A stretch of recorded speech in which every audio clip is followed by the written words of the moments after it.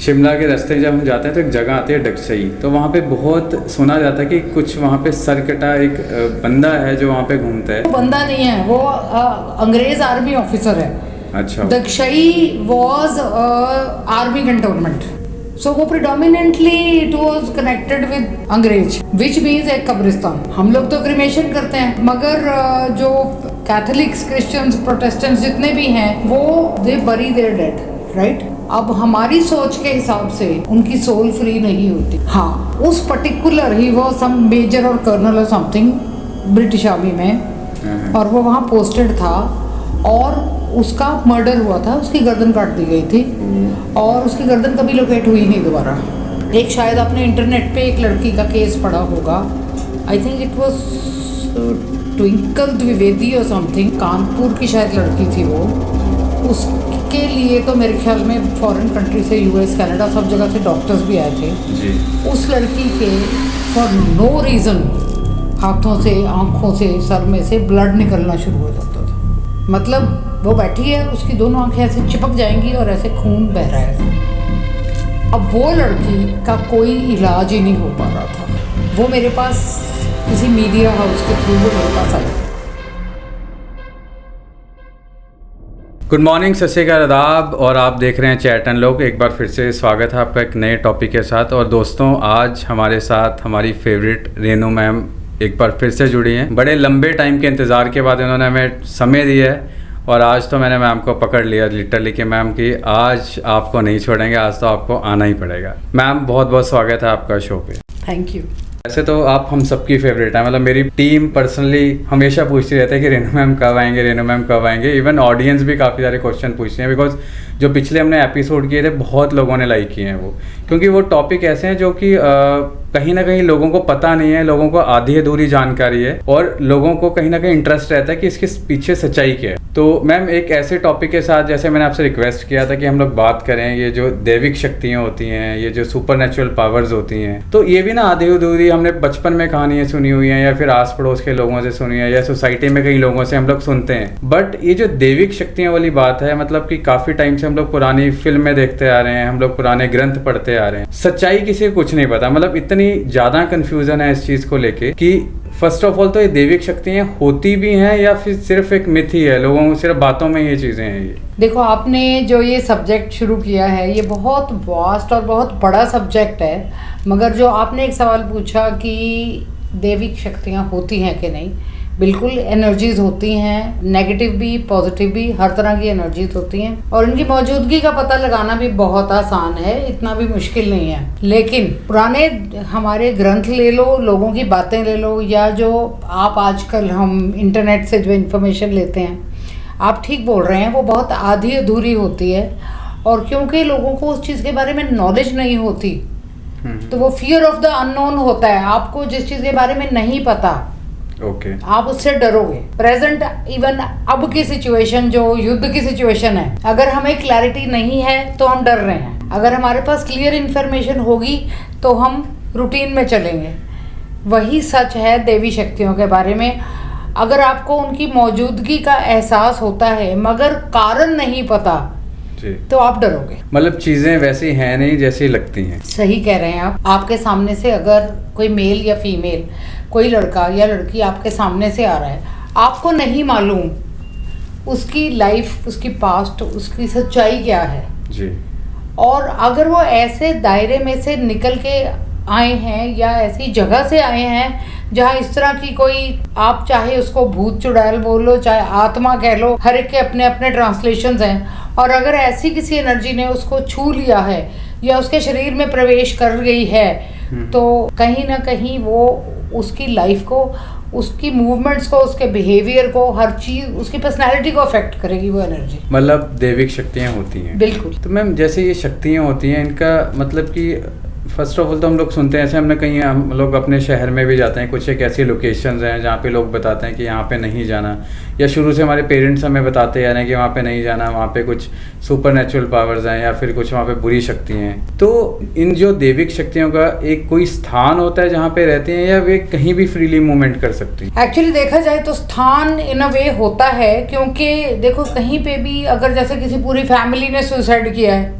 या कोई मास मर्डर्स हुए हैं, या कोई ऐसी भयानक या जबरदस्त नेगेटिव कोई घटना हुई है, तो जैसा मैं आपको पहले भी एक बार बताया था कि जिन सोल्स को, जिन आत्माओं को चैन या मोक्ष नहीं मिलता या उस बंधन से आजादी नहीं मिलती, वो वहीं, जिसे नीदरलैंड बोलते हैं, ना इधर ना उधर, ना वो धरती पे हैं, ना उनकी आत्मा को छुटकारा मिला है।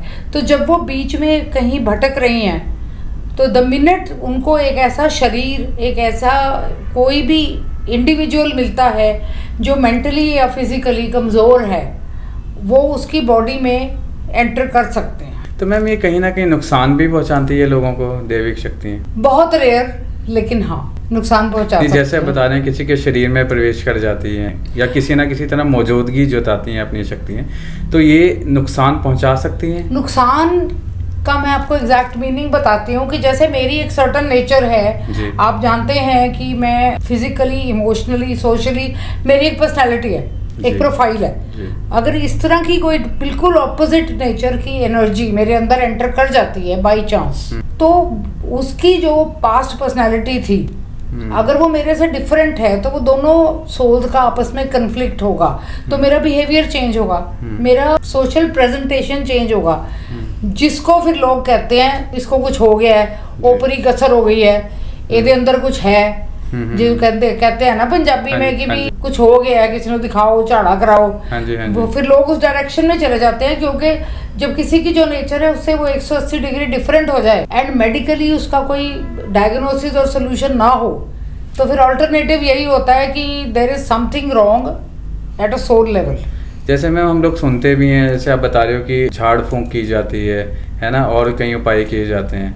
हम लोग सुनते हुए कई बार इनफैक्ट कई जगह एडवर्टीजमेंट भी लगी होती है कि आपको कुछ किया कराया तो वो सारी चीज़ें करेंगे, या फिर कई लोग ये भी दावा करते हैं कि वो अपने उनके पूर्वज या फिर कोई जैसे जो लोग उनके बीच में मौजूद नहीं है, वो उनकी आत्मा को अपने अंदर लेके बात करवा सकते हैं उनसे। तो ये जो चीज़ें हैं नॉर्मली आपको दिख जाती हैं, या फिर आप देखिए कई लोगों की मान्यता भी है, दूर दूर से लोग उन लोगों के पास आते भी हैं, जानकारी भी जुटाते हैं। तो क्या आपको लगता है कि जो लोग मर चुके हैं या फिर जो इस दुनिया में नहीं हैं, उन्हें अपने शरीर में प्रवेश करवाया जा सकता है? अब मैं इस चीज़ का आपको क्या जवाब दूं, क्योंकि ये मैं खुद भी करती हूँ। मतलब करवाया जा सकता है? बिल्कुल, I am a spirit medium. Okay. उसमें ये होता है कि अगर मृत्यु, किसी की ट्रॉमेटिक डेथ होती है, देखो वक्त हर एक का निश्चित है, लेकिन वो जो मृत्यु है, अगर accident, murder, suicide, traumatise situation में होती है, तो वो सोल पेन में होती है। ओके। तो वो नॉर्मली किसी वीक, जैसा मैंने बताया, जब भी वो एंटर करेगी किसी वीक बॉडी में एंटर करेगी।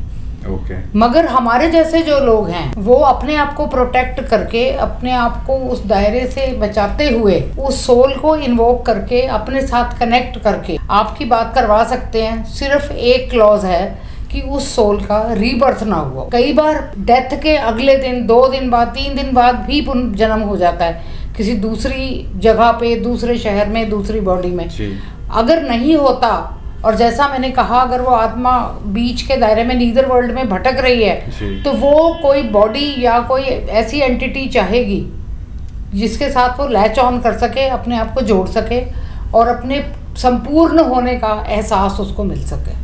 मैम जैसे कि बात करते हैं लोग कि पूर्ण जन्म की बातें करते हैं, ऐसे कोई आपने, हम यूट्यूब पे भी कई वीडियोस देखते हैं कि मृत्यु होने के 24 घंटे बाद ये होता है ना, अगले दिन ये होता है, तीसरे दिन ये होता है, या फिर हम पुरातन अपने जो ग्रंथ हैं उनको पढ़ते हैं, जैसे गरुड़ पुराण है, उसमें एक प्रॉपर प्रोसेस बताया गया है सारी चीज़ों को लेके। लेकिन दूसरी तरफ आप बोल रहे हैं कि जैसे मृत्यु के कुछ घंटों बाद भी वो आत्मा जन्म ले सकती है। बिल्कुल। तो ये फिर कंफ्यूजन वाली बात होगी। इन 3-4 बातों में से कौन सी बात सच्ची है? मैं सिर्फ एक सवाल पूछूंगी आपके रास्ते से, और मैं हमेशा ये सवाल पूछती हूँ जी, जिन्होंने वो किताबें लिखी हैं, जिन्होंने वो विवरण दिए हैं, प्रोसेस बताए हैं जी, लोग शायद बुरा माने और मुझ पे सवाल भी उठाएं, लेकिन क्या उन लोगों ने इन चीज़ों को महसूस किया है? पर मैम गरुड़ पुराण जो है घंटिक एक ग्रंथ है हिंदू समाज का। I am sorry, I will say something. आप रामायण, महाभारत, आप कोई भी हमारा, मैं सो कॉल्ड धार्मिक ग्रंथ इसलिए कहूँगी कि ये उन लोगों द्वारा लिखे गए हैं। अगर हम रामचरितमानस पढ़ें, रामायण पढ़ें, तो ये जरूरी नहीं है हिस्टोरिकली करेक्ट हों।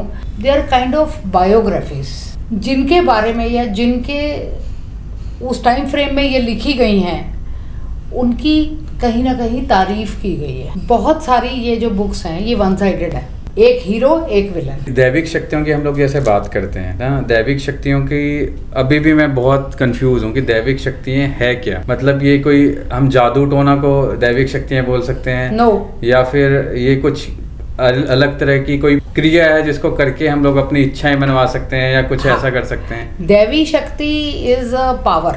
आत्मा, सोल इज एन एनर्जी। ये एनर्जी है जो हमारे शरीर में है। साइंटिफिकली प्रूव्ड है कि आत्मा का वजन 21 ग्राम है।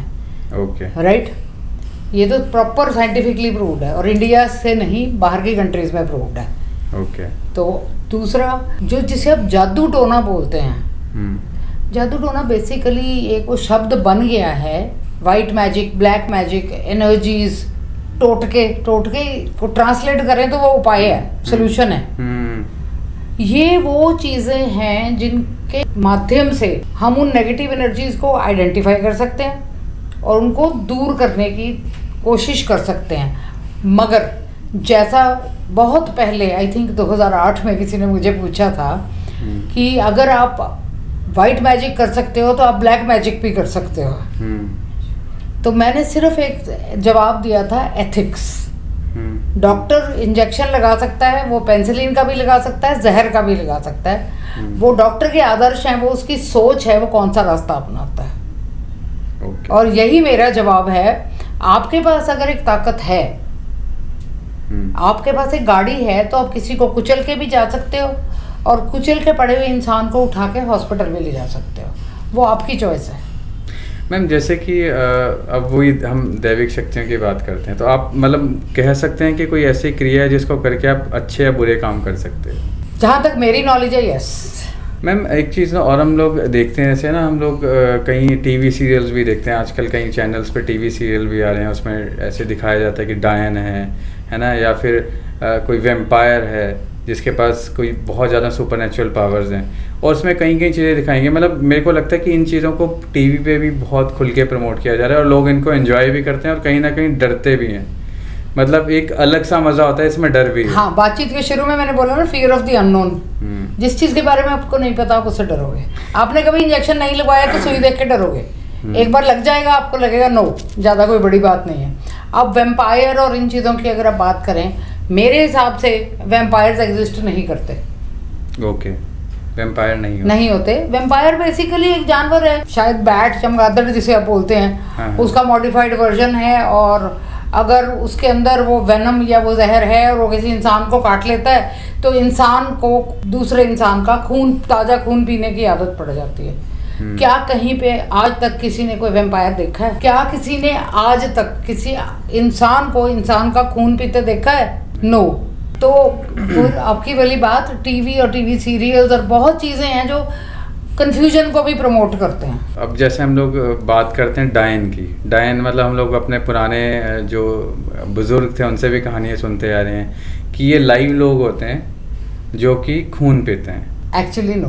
देखो, डायन चुड़ैल ना शब्द बन गए हैं। अगेन बात वहीं आ जाती है कि आपकी ने बोला जो दैविक शक्ति जी, या कोई सुपरनैचुरल पावर। अब अगर आपके सुपरमैन या स्पाइडरमैन के पास एक पर्टिकुलर एनर्जी आ गई तो उससे वो चुड़ैल या राक्षस नहीं बन गया, उसके पास एक एक्स्ट्रा एनर्जी आ गई, एक एक्स्ट्रा पावर आ गई। अब फिर वही बात आ जाती है, इस्तेमाल कैसे होता है। जो आप बार बार जिस सवाल पे जाने की कोशिश कर रहे हो, वो ब्लैक मैजिक, वाइट मैजिक, ये होते हैं कि नहीं, इनका यूज़ कैसे हो सकता है, कहीं ना कहीं आपके दिमाग में शायद ये सवाल हैं। मतलब बोल रहे हो कि डायन मतलब एक हम इंसानों जैसे इंसान होते हैं जिनके पास कुछ एक अलग शक्तियाँ होती हैं। जैसा अभी हमने बात करी, अगर कोई किसी के अंदर कोई सोल एंटर कर जाती है और उसकी प्रोफाइल चेंज हो जाती है, उसका बिहेवियर चेंज हो जाता है। डायन अपने आप में बड़ा डरावना नाम है। हाँ, वो शब्द है। आप मुझे किसी ऐसी भी जगह पे ले चलिए, चाहे वो कब्रिस्तान है, चाहे वो बिल्डिंग है, मैं आपको 5 मिनट में बता सकती हूँ कि वहाँ कोई नेगेटिव एनर्जी है या नहीं है। मतलब नेगेटिव एनर्जीज का या पॉजिटिव एनर्जी का पता लग सकता है? बहुत आराम से। कैसे पता लग सकता है मैम इसका? मैं अपना केस बता सकती हूँ कि अगर मैं कहीं जाऊँ और वहाँ कोई नेगेटिव एनर्जी हो तो मेरी बॉडी पे इमीडिएटली इफेक्ट होता है। मेरी आँखों में रेडिशनेस आने लग जाती है, पानी आने लग जाता है आँखों में। मतलब मैं इतनी अनकंफर्टेबल हो जाती हूँ, मुझे कहना पड़ता है कि मुझे यहाँ से ले जाओ। मेरी इमीडिएटली बॉडी इफेक्ट होती है।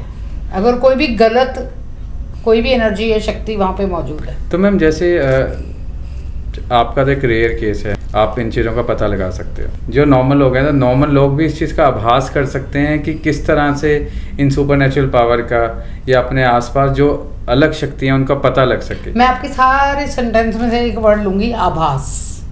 जी। जिस जगह पे भी आप अनकंफर्टेबल फील करते हो ना, या तो वो लोग जो आपके आसपास कॉन्टिन्यूसली हैं वो अनकंफर्टेबल हैं, नेगेटिव हैं, और या कुछ वहाँ पे ऐसा है जो नेगेटिव है, हमें मालूम हो चाहे ना मालूम हो, हमें जो महसूस होता है ना हमारी बॉडी पे, या हमारे एकदम जो रिएक्शन होता है, डिस्कम्फर्ट, घुटन फील होना, अच्छा ना लगना, वो कहते हैं ना मैंने कुछ वधिया नहीं लग रहा, दैट थिंग, वो that is kind of an एहसास कि आपकी बॉडी आपको मैसेज दे रही है कि कुछ गड़बड़ है। मैम जैसे कि ना हम लोग, आपने बताया कि इन दैविक शक्तियों का पता लग जाता है। अब हम ना चलते हैं पहाड़ों की तरफ। जब भी हम पहाड़ों की तरफ जाते हैं एक बड़ा सुंदर सा नज़ारा सामने आता है कि पहाड़ आ रहे हैं ना, हरियाली दिखती है और कई चीज़ें सामने आती है। बट जैसे वो शाम ढलती है तो वही जो पहाड़ सुंदर दिखते हैं वो कहीं ना कहीं डरावने होना शुरू हो जाते हैं। पिन ड्रॉप, साइलेंट हो जाता है, अंधेरा ही अंधेरा हो जाता है। वो जो अच्छे दिखने वाले पहाड़ अचानक से वो भयानक हो जाते हैं। तो पहाड़ों में कहा भी जाता है कि कहीं ना कहीं यहाँ पे ऐसी दैविक शक्तियों का या फिर भूत प्रेतों का कहीं ना कहीं कंसर्न रहता है कि यहाँ ये लोग, मतलब यहाँ इस टाइप की शक्तियाँ पाई जाती हैं, क्योंकि उनको वहाँ डिस्टर्ब करने वाला कोई नहीं है। अच्छा, इसका रीजन ये है कि वहाँ पे डिस्टर्बेंस नहीं है। They get a lot of space, वो अपना आराम से वहाँ विचर रहे हैं, घूम रहे हैं, किसी को कुछ नहीं कह रहे। मगर फिर वो तीसरी बार रिपीट कर रही हूँ, फियर ऑफ द अननोन। अब जब हमें वहाँ अंधेरा दिखेगा, टिमटिमाती रोशनियाँ दिखेंगी, हल्के से पत्ते हिलते हुए दिखेंगे, तो हमारा दिमाग वहीं जाएगा कि कुछ है। तो जैसे हम बात करते हैं हमारे शिमला के रास्ते जब हम जाते हैं तो एक जगह आती है डगसई। तो वहाँ पे बहुत सुना जाता है कि कुछ वहाँ पे सरकटा एक बंदा है जो वहाँ पे घूमता है। वो बंदा नहीं है, वो अंग्रेज आर्मी ऑफिसर है। अच्छा। दक्षई वॉज आर्मी कंटोनमेंट आज़ादी से पहले एंड ऑल दैट। उसके बाद वहाँ आर्मी स्कूल खुल गया। ओके। सो वो predominantly it was connected with अंग्रेज, विच मीन्स एक कब्रिस्तान। हम लोग तो क्रिमेशन करते हैं, मगर जो कैथोलिक्स, क्रिश्चियंस, प्रोटेस्टेंट्स जितने भी हैं वो दे बरी देयर डेड, राइट। अब हमारी सोच के हिसाब से उनकी सोल फ्री नहीं होती। हाँ, उस पर्टिकुलर ही वो सम मेजर और कर्नल और समथिंग ब्रिटिश आर्मी में, और वो वहाँ पोस्टेड था, और उसका मर्डर हुआ था, उसकी गर्दन काट दी गई थी, और उसकी गर्दन कभी लोकेट हुई नहीं दोबारा।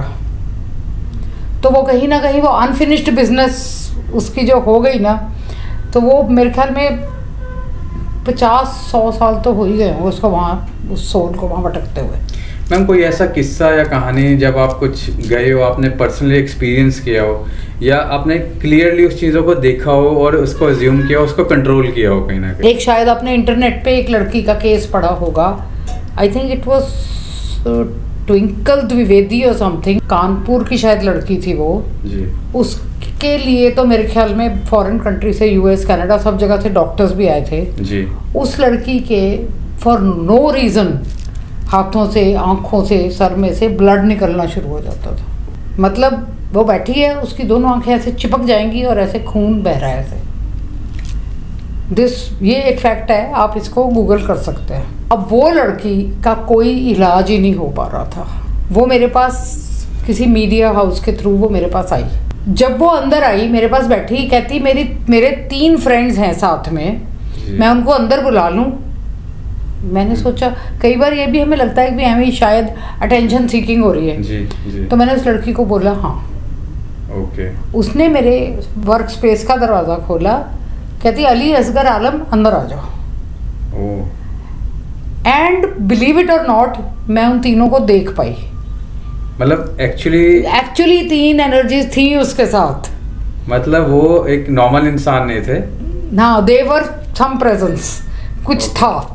तो मैंने फिर उसको एकदम पूछा, ट्विंकल को, मैंने कहा जो अली है उसकी आंख पे चोट लगी हुई है? तो कहती हाँ, क्रिकेट खेल रहा था, बॉल लग गई। तो वो तो मतलब ये अली असगर जो आपने नाम बताया, ये मरे हुए लोग थे? ये मरे हुए लोग थे जो उसके साथ हमेशा उसके साथ एज अ सिक्योरिटी मैकेनिज्म कह लो, जो मर्जी कह लो, अब इसको हमको रिलीजन का रूप तो दे नहीं सकते क्योंकि लड़की तो हिंदू रिलीजन की थी। जो भी मेरी बात सुनेगा वो इसको इमीडिएटली हिंदू मुस्लिम कॉम्बिनेशन में जाएगा, बट ऐसा था ही नहीं। एंड आई वो स्टंट कि मैं ऐसे एकदम से देख पाई कि ऐसा है, वरना कई बार मुझे मेहनत करनी पड़ती है, एफर्ट होती है naturally, but I could actually see कि 3 लोग आए। मैंने उनके कपड़े डिस्क्राइब किए उस लड़की को, और वो खुद हैरान थी, कहती आप आंटी कैसे देख रहे हो इनको। फिर वो 2-3 दिन रही भी थी यहाँ और काफ़ी रिडक्शन हुई उसकी उस प्रॉब्लम में। तो उसके बाद वो चली गई क्योंकि कहीं ना कहीं थोड़ा सा उसकी जो मदर थी उसको जो अटेंशन मिल रही थी, लोग उनको फ्लाइट्स से दूसरी कंट्रीज़ में लेके जा रहे थे, एनालिसिस हो रहे थे, सब कुछ हो रहा था, तो वो अटेंशन उसकी मदर को अच्छी लग रही थी, तो वो उसको ठीक ही नहीं होने दे रही थी। कारण क्या था मैम ऐसे खून निकलने का? देखो कारण 2 चीजों का था, एक दैविक या supernatural presence, 2 it was an actual medical condition. तो कहीं ना कहीं जो आप बता रहे थे उसके बाद जो 3 लोग आए थे जो कि मरे हुए थे, नॉन एग्जिस्टेंट थे पर थे, वो उसे नुकसान पहुंचा रहे थे, वो उसे प्रोटेक्ट कर रहे थे। अच्छा, वो उसके दोस्त थे, उसे प्रोटेक्ट कर रहे थे, उसको प्रोटेक्ट कर रहे थे, और उसकी प्रॉब्लम कुछ और ही थी, उसकी प्रॉब्लम कुछ और ही थी, सब कुछ अदर एनर्जी समथिंग जो उसको तंग कर रही थी। ऑन टॉप ऑफ दैट दुनिया का कोई डॉक्टर उसका इलाज नहीं ढूंढ पा रहा था, तो उसकी प्रॉब्लम बढ़ती जा रही थी। तो 1 मिनट मैम, आप ये बोल रहे हो कि जो मरे हुए लोग थे वो उसके दोस्त अच्छे भी होते हैं और मरे हुए लोग हेल्प भी करते हैं? हाँ जी बिल्कुल। जो हमारे दिमाग में जो परसेप्शन है कि मरे हुए लोग हमेशा बुरा ही करते हैं, नुकसान करते हैं, जैसे कि अब कहीं कहावतें में कि मरे हुए मीत किसके।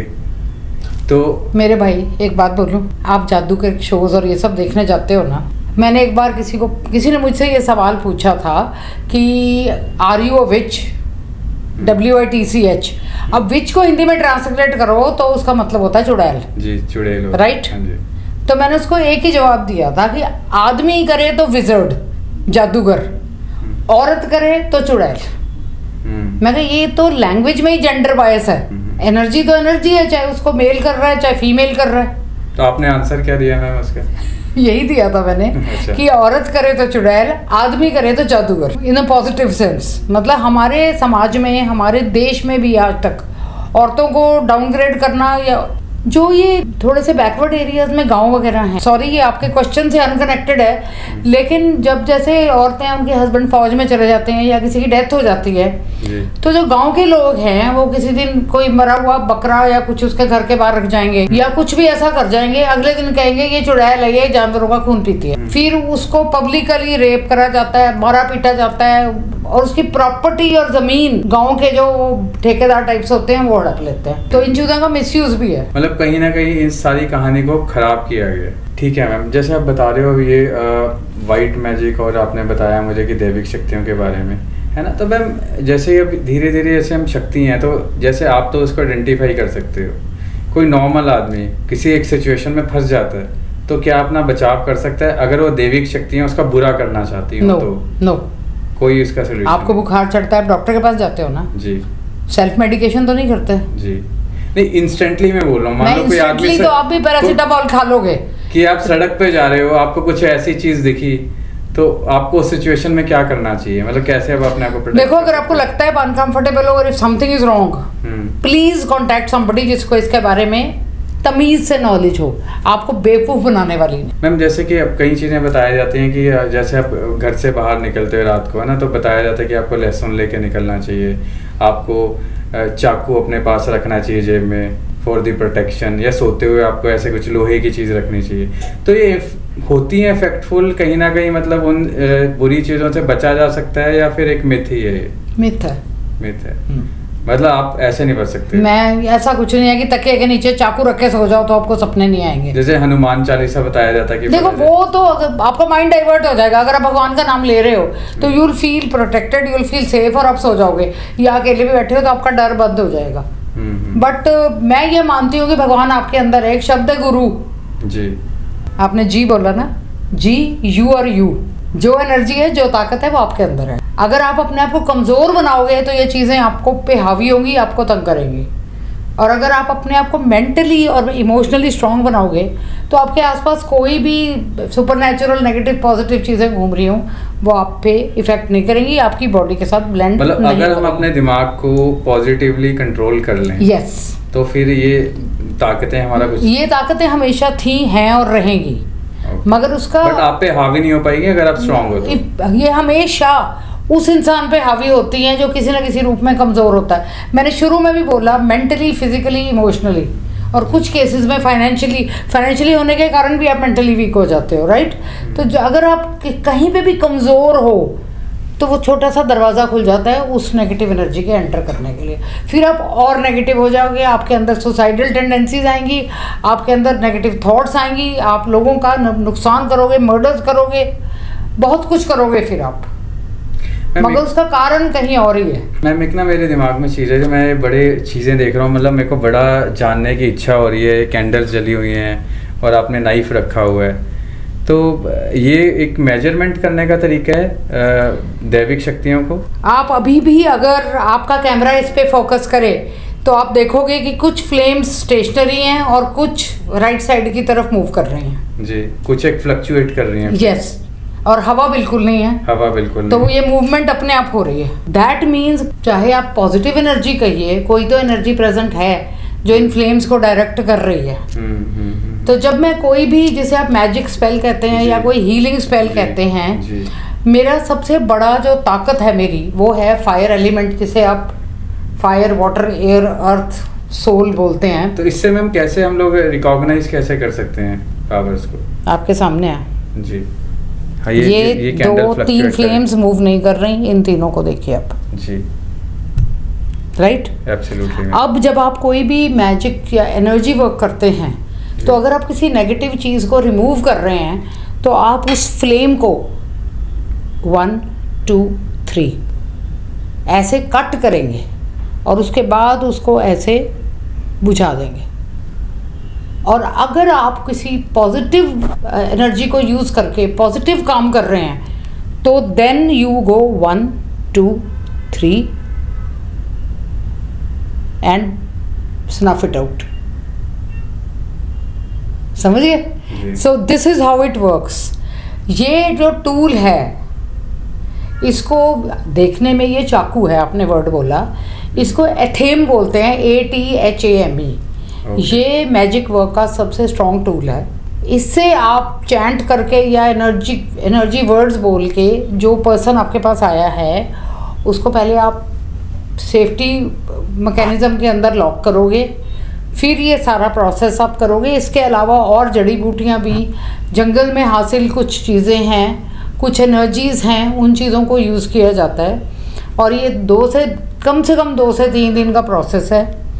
मतलब डेली कुछ कुछ करना पड़ता है। क्रिस्टल्स यूज़ होते हैं, फिर वो सारी चीज़ों को एक पर्टिकुलर तरीके से वो पर्सन यूज़ करता है और फिर लास्ट डे उसकी जो फाइनल क्लेंजिंग और हीलिंग होती है तो उसकी बॉडी के चारों तरफ कैंडल्स बर्न करके, इनको टी लाइट बोलते हैं, बर्न करके हम फिर वो फाइनल क्लेंजिंग करते हैं कि अगर कुछ भी डेबरी बोलते हैं जिसको, कचरा, कुछ भी अगर कोई नेगेटिव एनर्जी बची हुई है तो उसको हम फाइनल क्लेंजिंग करके क्लीन करके रिमूव करते हैं। तुम डर नहीं लगता आपको सारी चीज़ें करते हैं? बिकॉज मेरे को सुनने में बड़ा अजीब सा फील हो रहा है। आज तक तो लगा नहीं। तो इसके में आपने कुछ प्रैक्टिस की थी या फिर नेचुरली आपको ये चीज़ें? एक्चुअली 17-18 साल की एज में मुझे मेरी टीचर मिली थी। वो एक मैक्सिकन लेडी हैं, वो US में ही रहती हैं, अब तो she is around 90 years old। तो वो हर्ब साइंसेज में भी PhD हैं।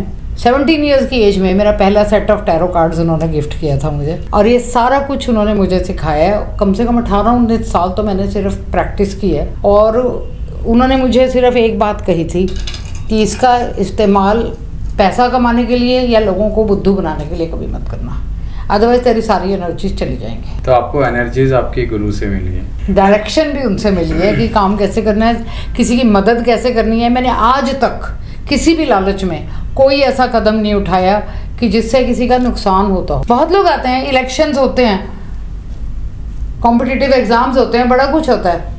अगर मेरे पास किसी पॉलिटिकल पार्टी का पर्सन आता है भी, वो फलाने सामने वाले को ये कर दो, वो कर दो, आप जितने मर्जी हमसे चार्जेस ले लो, मैं उसको ये कहती हूँ तुम मेरे पास आए हो, तुम्हें इलेक्शन जिताना मेरा काम है। सामने वाला तो बाय डिफॉल्ट हार जाएगा, तो हमें उसका नुकसान क्यों करना, हम आपका फायदा करते हैं। This is how I work. Ma'am कभी ऐसे आप प्रोसेस कर रहे हो, कुछ आपको उल्टी पड़ गई वो चीज या एकदम से वो चीज आई हो? सबसे पहले मैं खुद को ही प्रोटेक्ट करके काम करती हूँ, क्योंकि देखो एज के साथ साथ आप आपकी एग्जॉशन भी होती है, आप वीक भी हो जाते हो जी।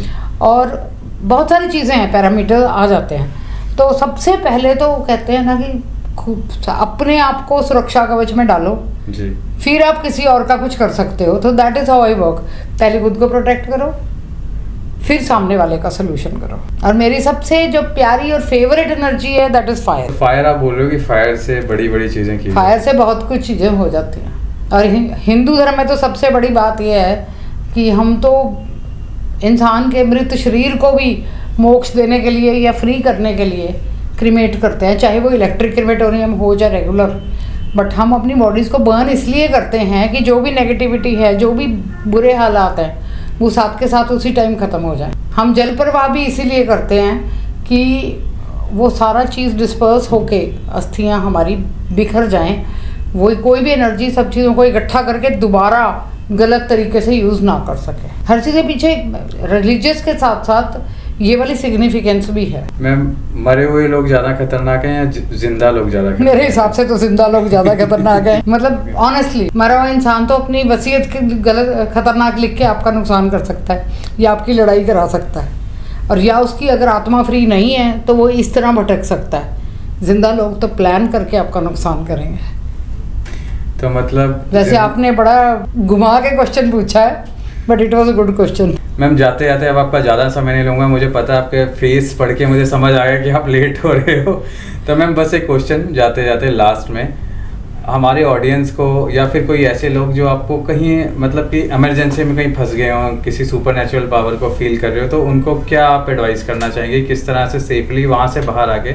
ऑब्वियसली बाद में तो आपसे कांटेक्ट कर ही सकते हैं, बट अपनी जान कैसे बचा के निकले वहाँ से? देखो ऐसा है, अगर आप फियर शो करोगे ना अपने चेहरे पे या एक्सप्रेशन पे, अगर आप डर शो करोगे तो वो एनर्जी समझ जाएगी कि मैं इसको कंट्रोल कर सकती हूँ। दूसरा, ऑलवेज कैरी समथिंग प्रोटेक्टिव, जैसे काला नमक, सेंधा नमक और सफ़ेद नमक, इनके छोटे छोटे वो ले लीजिए आप गांठे, और एक जैसे पाउच या पुड़िया बना के रख लीजिए। अगर आप अकेले या लॉन्ग डिस्टेंस या ऐसी लोनली जगहों पे ट्रैवल कर रहे हैं तो then you carry that with you. काला नमक, सेंधा नमक और वाइट नॉर्मल नमक उनकी आपको नॉर्मल दुकानों में मिल जाएगा, तो वो छोटे छोटे रख लो उनके। अदरवाइज घर के लिए तो मैं कहती हूँ एक शीशे का बाउल लेके 100 ग्राम तीनों तरह का नमक इन रॉक फॉर्म, उसको रखो, उसको खोलो, उसके बीच की जो जगह है उसमें एक खुला हुआ सेफ्टी पिन रख दो।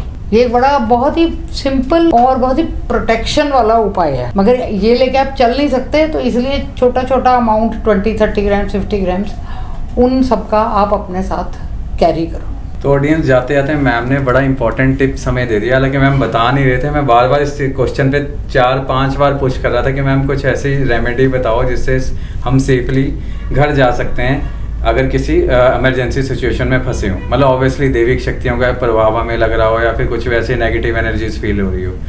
तो thank you so much Renu ma'am. आज की डिस्कशन वाकई में बड़ी मज़ेदार थी, बहुत मज़ा आया आपसे बात करके। और प्लीज़ मैं आपसे रिक्वेस्ट करूँगा कि मैं ये तो नहीं बोलता कि हर 15-20 दिन में, पर कम से कम महीने या 1.5 महीने में हम एक बार थोड़ा सा टाइम ज़रूर दे दिया करूँ ऐसी डिस्कशन के लिए। बड़ा मज़ा आता है आपसे बात। बिल्कुल। Thank you so much. Thanks.